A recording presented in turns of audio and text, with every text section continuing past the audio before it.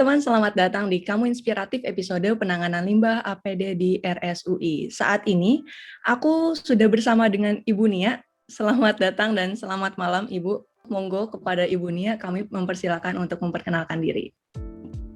Baiklah, teman-teman semuanya, perkenalkan nama saya Siti Kurnia Astuti, biasa dipanggil Nia. Saya kebetulan bekerja di RSUI sebagai Kepala Unit Sanitasi Lingkungan. Pendidikan terakhir saya S2 Teknik Lingkungan di UI tahun masuknya 2013. Baik, jadi Ibu Nia ini bekerja sebagai Kepala Sanitasi di RSUI. Oke, mungkin kita bisa langsung mulai dari pertanyaan yang ringan dulu kali ya. Dari Ibu Nia bisa menjelaskan terlebih dahulu jenis limbah yang ada di rumah sakit itu apa aja sih?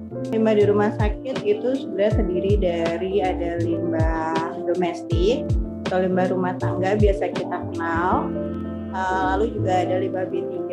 Limbah B3 itu misalnya seperti cairan kimia atau obat-obatan gitu. Nah, itu juga termasuk limbah B3.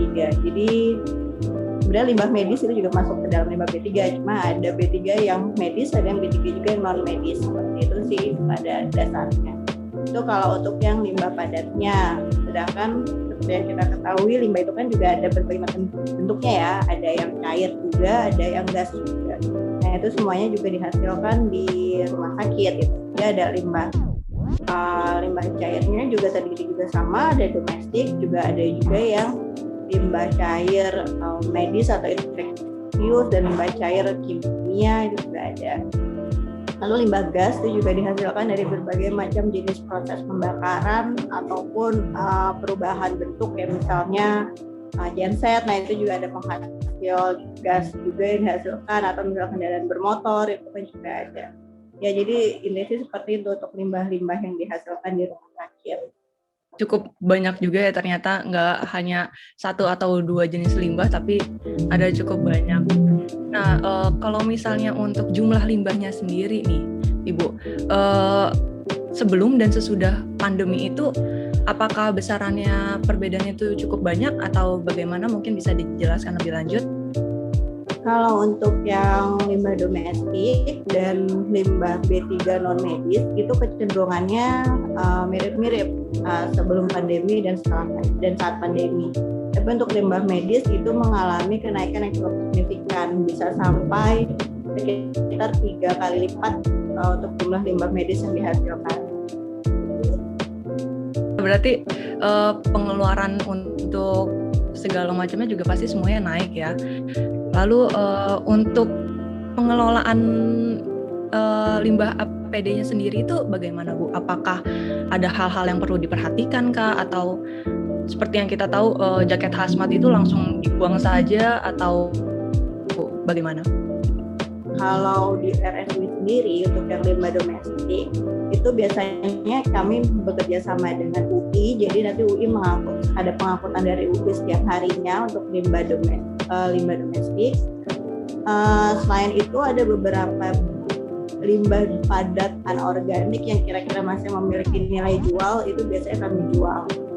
Jadi ada sedikit yang bisa dihasilkan dari limbah padat itu. Lalu sedangkan kalau untuk limbah B3 non medis itu kami bekerja sama dengan pihak ketiga, pengangkut dan pengolah limbah B3. Lalu kalau untuk yang limbah padat medis itu RSUI memiliki 2 jenis pengolahan limbah. Yang pertama itu kami mengolah sendiri dengan menggunakan insinerator. Itu kami olah sendiri, kami lakukan sendiri. Jadi RSUI selama pandemi ini kami mendapatkan izin pengolahan penggunaan insinerator sementara selama masa pandemi dari KLHK, Kementerian Lingkungan Hidup dan Kehutanan, karena untuk mengoperasikan itu di suatu instansi itu butuh izin khusus, permit khusus dari KLHK. Lalu tapi karena kapasitasnya tidak mencukupi untuk mengcover semua limbah padat medis yang dihasilkan, jadi sisanya itu tetap kami melakukan kerjasama dengan pihak ketiga. Nah, kami bekerja sama dengan transporter namanya disebutnya. Transporternya itu ada PT Adipraya. Sedangkan kalau untuk pengolahnya, karena Adipraya ini tidak bisa mengolah, tapi hanya transporter, nah pengolahnya itu dari Wastek.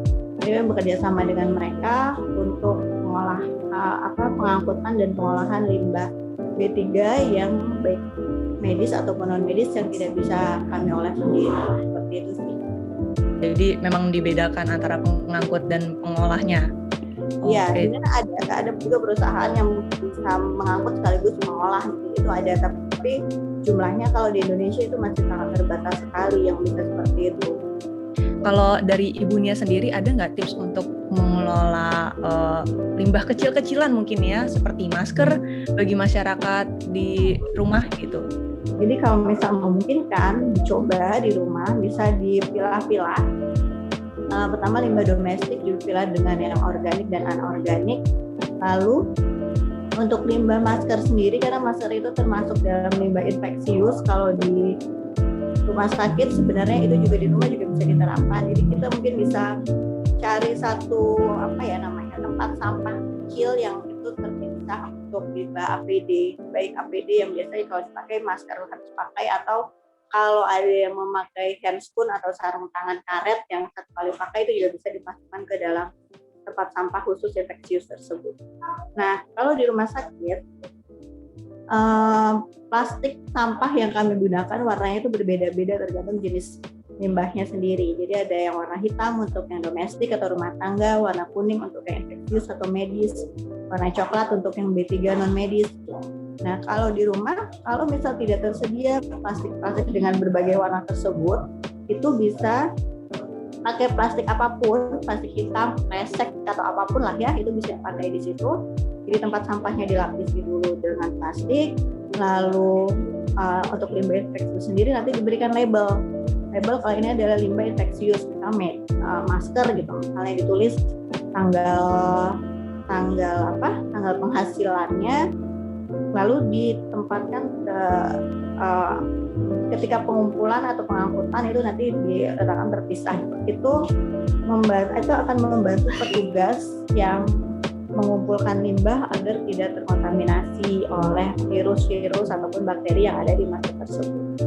Disarankan kalau untuk limbah benda tajam itu ditaruh di kardus, pecahan beling atau apapun ketika di rumah dimasukkan ke dalam kardus, lalu disegel entah pakai selotip atau wrap atau apapun lah di situ dan ditulis.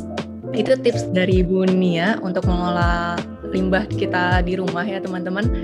Ternyata ngomongin limbah nih kita di episode kali ini, ternyata bidang sanitasi itu cukup banyak ya pekerjaannya. Selain mengorganisir limbah, mengelola juga, terus ada pekerjaan tambahan itu melaporkan juga ya ternyata. Cukup rumit, tidak seperti yang dikira. Baik, itu dia diskusi kita pada malam hari ini bersama Ibu Nia, teman-teman, selaku Kepala Sanitasi di Rumah Sakit Universitas Indonesia.